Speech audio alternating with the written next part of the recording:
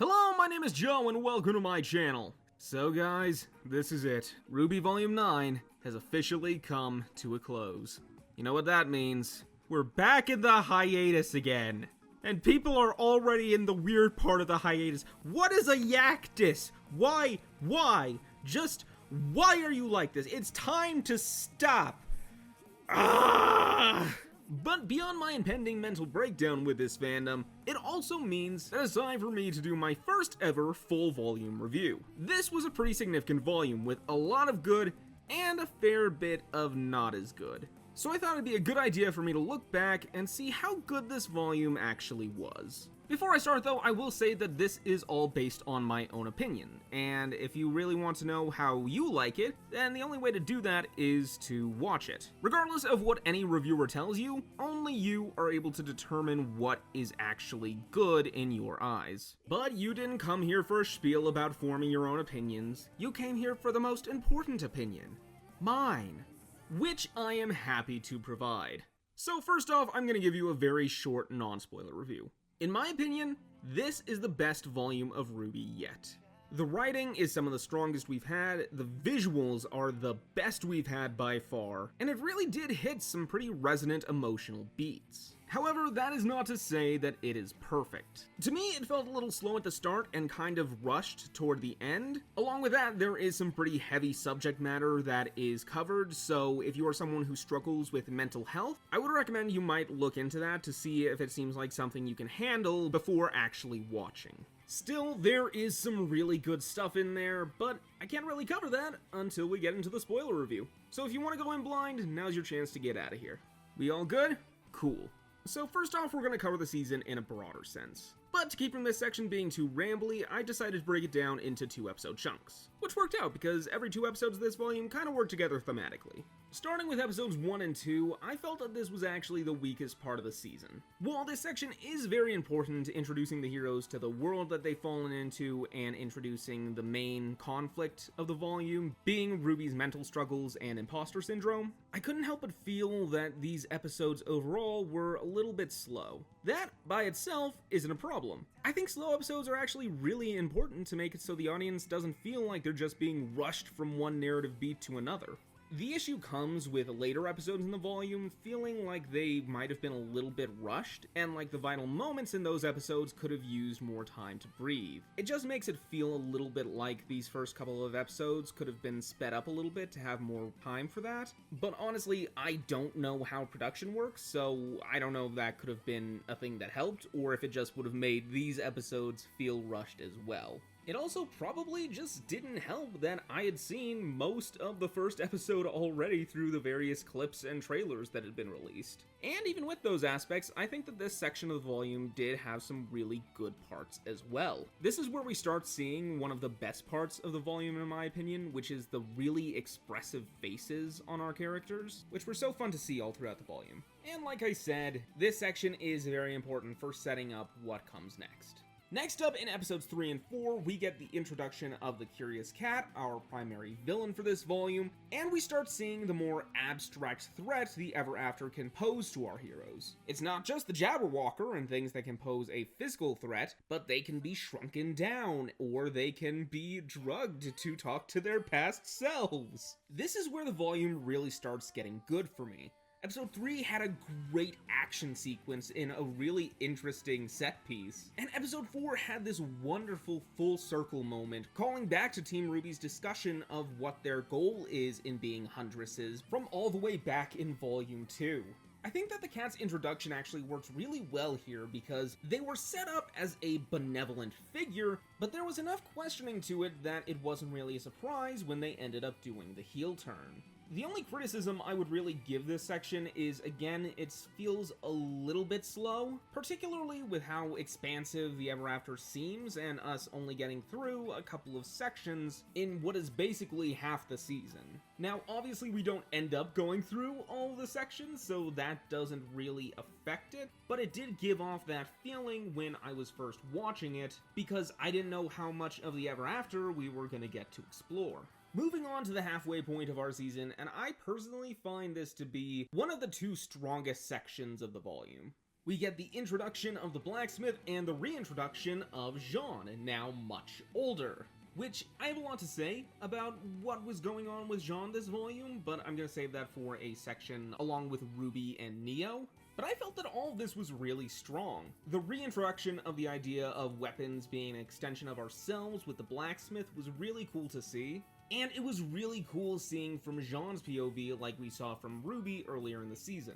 Along with that, the Ponderstorm was a really interesting place to get these kind of two disparate conflicts. One, a conflict between two people internally, with them trying to understand and wrestle with their emotions, and one with a struggle between two people externally, and trying to convince our heroes to go along with them. You know, it's funny, I just realized this while I was recording, but both conflicts involved a blonde and a cat, so that's just kind of a funny parallel there. And yeah, we got the bee's kiss. My opinion on that? It was good. It was fine. I don't have like a super strong connection either way to Bumblebee, but I thought it was built up alright over the last couple of seasons. It's cool. Happy for you all that really liked it. Moving on to what I consider to be the strongest section of the volume, we have episodes 7 and 8, aka the breakdown episodes. And in a lot of ways, these were kinda hard to watch. I relate a lot to RWBY and Jaune as characters, so seeing them go through these struggles like this, it really hit close to home for me. Then there are the implications of the tea drinking scene from chapter 8, which was particularly gut-wrenching. These two episodes had some of the best visuals we've seen, two really cool fight scenes, and we got to see Pyrrha and Penny. Obviously not in the best circumstances, but you know, still nice to see them. And that's not even talking about the voice acting. Miles and Lindsay easily had their best performances this volume. Honestly, just the sheer amount of emotion that these two episodes were able to evoke from me was unbelievable. Like, I don't even feel like I can properly give notes on it. What I can give notes on, though, is the next and final section. This one is really weird, I guess you could say. I feel like it works better if you take both chapters as a single finale episode, but because they were released separately, I have to take them as they are. And as they are, I think that chapter 10 is one of the stronger episodes of this season, maybe even the best. But chapter 9 is one of the weaker episodes of this season. I don't know if I would say it's the weakest, but it's definitely not great in my opinion. And I hate to say that because I know that chapter 9 resonated with a lot of people, but it just did some things that didn't really sit right with me. So, I don't think I need to describe what the tea drinking scene in chapter 8 was a metaphor for, and I understand they're using the tree as kind of a metaphor for therapy and personal growth, etc, etc, etc. I think that both of those work, and they can work together, but as I said before, some of these later episodes felt a little bit rushed in some parts. This being one major case of that. In my opinion, neither of these metaphors were really given enough room to breathe, and so it came off as a really stark tone change between chapters 8 and 9 that just didn't really work for me. Honestly, this is mostly regarding how Weiss, Blake, and Yang were acting at the beginning of chapter 9. Everything with RWBY and the tree actually worked for me pretty well. And even the stuff that I took issue with, I feel could have been resolved with just like one more scene at the beginning of the episode with them being very worried, before Weiss or Blake reminds them that the paper pleaser said that the tree wasn't death. With Jaune still being averse to this idea, explaining how he is the most worried when we get into them returning to the village. It would also explain why Yang looks so happy in this scene, given this is confirmation that RWBY isn't dead. I think this was kind of the implication already, but with how little time there was to breathe between the end of chapter 8 and the beginning of chapter 9, it didn't really come off that way to me. Also, I think there's a small plot hole at the beginning of this episode with Jaune wondering why the tree took RWBY, Alex, and the Pleasers, when at this point he believes that Alex returned to Remnant, and Lewis was the one that the tree absorbed. I could be misunderstanding that scene, but that's just something that stuck out to me.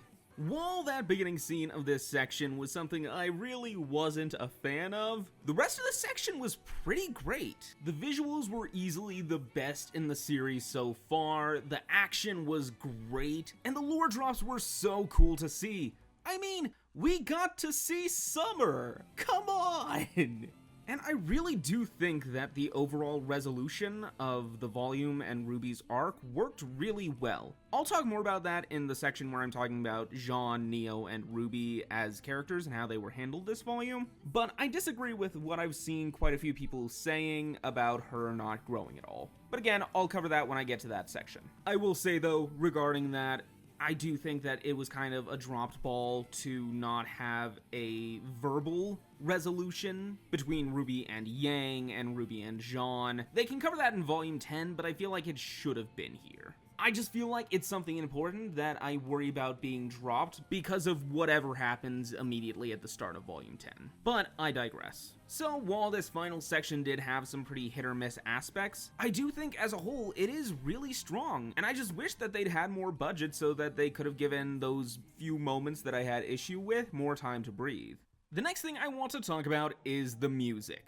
Now, normally I probably wouldn't make this a section all on its own and I would just talk about it within the previous section, but I wanted to make note of it right now because, in case you guys didn't know, Jeff Williams isn't working on RWBY anymore. Instead, it is now Casey Lee Williams, who has been the vocalist for 90% of the music in RWBY so far, and Martin Gonzalez, who was formerly in Casey's band OK Goodnight. Now, I don't know about anyone else, but to me, the difference was noticeable, but not in a bad way. It hit a lot of the kind of vibes that we are used to with RWBY music, but had a very different feel to it, which to me is kind of a good thing. Don't get me wrong, I love Jeff Williams' music. RWBY music is honestly some of the little music I regularly listen to, but I'm also really happy that we're getting a new sound to it to keep things fresh. And the music this volume is stellar. The intro to this volume matches really well with the recent intros that we've had in volumes 7 and 8, while also having a very distinctly different vibe at the beginning to match with the Ever After. And Guide My Way, or Red Like Roses Part 3, was such an emotional thing to hear the first time, and works so well as a continuation or possibly conclusion to the Red Like Roses musical story, for lack of a better term. Though I have to say, I think my favorite songs are the songs that we got in both Jabberwocker fights. I don't know, they're just so distinct from what we usually get for the fight songs in RWBY, but they matched so well with the action sequences. Overall, I just have to say, great job to Casey and Martin on this volume.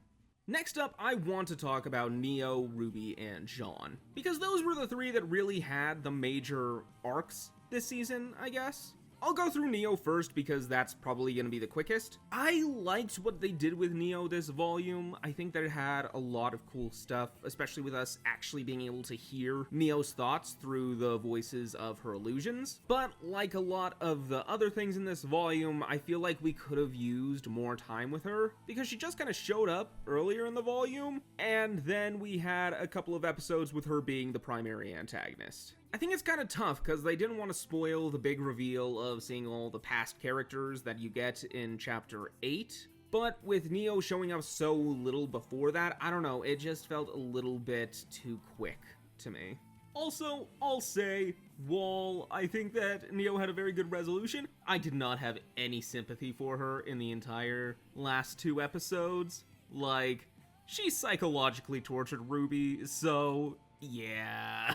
Like, I like Neo as a character, I like the vibes, but that was pretty much the most heinous thing we've seen in the entire show. Next we have Jaune, and I'm gonna warn you, this part might get a little bit ranty, so be prepared for that. So what I'm gonna say first, and this might be a little bit of a controversial opinion, I'm glad that Jaune got de-aged, and I would have been a little bit upset if he hadn't been. Don't get me wrong, I actually really like Jaune's story throughout this volume, but since it was first revealed, I was not a fan of how they had aged him up so much. It was just such a randomly cruel fate. And what do I mean by that? Well, RWBY has a lot of cruel fates, some of them even more cruel than what happened to Jaune. I mean, Penny's fate was just insanely cruel, but those fates are, for lack of a better term, earned. Not necessarily deserved by the characters they are thrust upon, but earned and at least somewhat set up by the story. Pyrrha and Penny were both connected to the magical MacGuffin of maiden powers in their respective death volumes. Ironwood became so obsessed with the land of Atlas rather than the people that he went down with the land and didn't escape with the people. And Neo, after using revenge as her only reason for existing, lost that purpose and became nothing but a vessel for the cat to control. Whether these fates were deserved for any of these characters can and has been debated within the fandom. Well, except for Pyrrha and Penny, they just straight up didn't deserve it. Meanwhile, Jaune just fell into a fairy tale, picked a fruit, and lost decades of his life. There was no build-up, no reason that it happened. And it would have been so lame and stupid for him to be stuck like that after this random thing happened. And now here is where the more ranty part is gonna come in, because I'm gonna tell you why I'm a little bit annoyed with some of the responses I've seen to this. I have seen people say that it's going to throw out his development. And I ask you, what development? The show made it abundantly clear that he didn't grow or develop at all during his time in the Ever After. Literally, the only thing that changed for him mentally is that he went a little bit crazy. And you can see from the imagery in the Ponderstorm and when he inhaled the smoke that he is still internally the same as he was when he killed Penny. He even regressed from his Volume 8 self that was doing okay. And you can see why. He has had like a week's worth of human interactions in all the years he's been in the Ever After, and all the rest of the time, he was doing the exact same thing every day. Oh, but what about consequences, I hear some people say? Consequences for what exactly? For killing Penny? Yeah, I think that the mental trauma of killing your friend who you had just earlier that day saved would suffice. Honestly, it feels like there are two camps of people who have a problem with Jaune being de-aged. And feel free to tell me something different in the comments if you feel I am out of line. But one camp is people who just don't like Jaune and want him to suffer because he's Jaune. And I have gotten very used to seeing people like this in my years in the fandom. Because I guarantee, if it was Weiss in this situation, a lot of the people who are saying this wouldn't be saying it. The other group of people are just people who like Dilf Jaune, which, you know, I can understand that. I do think that the Warrior's wolf tail is a better look on him. Not the biggest fan of the beard, though, personally. Beyond the Jaune aging thing, I think that the weakest part of Jaune's story is the stuff with Alex, and it could have been strengthened maybe if we had actually seen Jaune and Alex interact in a flashback. Personally, I feel that would have made Jaune's scene in the smoke be a lot more emotionally resonant. Still, I did enjoy the small bits we got with Alex, and I think the VA they got for her sounded very good. Moving on to RWBY, RWBY had a really interesting arc this volume that I think works when you really look at it. RWBY, from the very first episode, has been overwhelmed. She looks at everything she's done and then everything she has failed to do and feels like she is not enough. She couldn't save Penny, she couldn't stop Cinder from getting the relics, she couldn't do it. She's exhausted from people always relying on her and feels bad because it seems to her that she is not enough, that she can't fulfill what other people need her to do. And she compares herself to the huntsmen and huntresses from the fairy tales, to her mother. She feels like she's not living up to them. And so, when it all becomes too much, she goes over the edge. And the tree offers her a choice. The tree tells RWBY that she can be anyone that she wants to be, anyone that she feels will be up to her task ahead. When RWBY conveys that all of the weapons, all of the options presented to her feel too heavy, the tree shows her what she needs to see. The tree shows her mother, and the true promise that her mother's emblem conveyed, that Summer loves her daughters, just the way they are. It shows Summer, formerly portrayed as this perfect huntress and mother, lying and sneaking off without telling anyone, leaving her husband and daughters behind, only hoping that she can return to them. It showed that just like RWBY, Summer was only human, and all she ever wanted from her daughters was for them to be who they were. The point of RWBY's arc is spelled out in a scene between Weiss and RWBY's foil, Jaune. The greatest huntsmen in history all failed, and that didn't make them any less brave or good than they were. RWBY's arc this volume is about learning to accept that you will fail, but just because you fail doesn't mean that you have to give up. It's about not comparing yourself to some unattainable standard from people of the past. And it's about learning to accept yourself, learning to accept that you are enough. In a way, it's a resolution to the first time RWBY showed much of her doubts, all the way back in Volume 4 at Kuro Yuri. Again, it's not perfect. I would have preferred if RWBY had a resolution with Yang and Jaune. Hopefully they cover that and can continue to have RWBY grow in Volume 10. But this overarching lesson and message that RWBY learned, it means a lot to me, and I didn't realize how much it meant to me until I was recording this part of the video and I kept getting a little bit choked up. I have struggled with imposter syndrome for a large part of my life, and so to have two characters that I relate so much to being told, you are enough, it just feels good.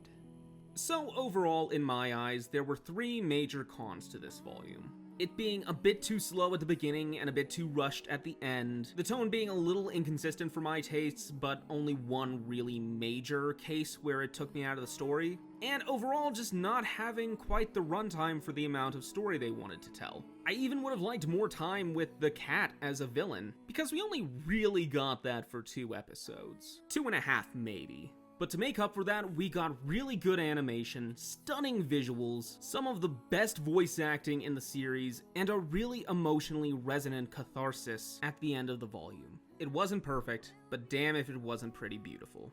But hey, those are just my thoughts. What do you think? Agree? Disagree? Let me know in the comments down below. And remember folks, you are enough. Till next time, safe journeys my friends.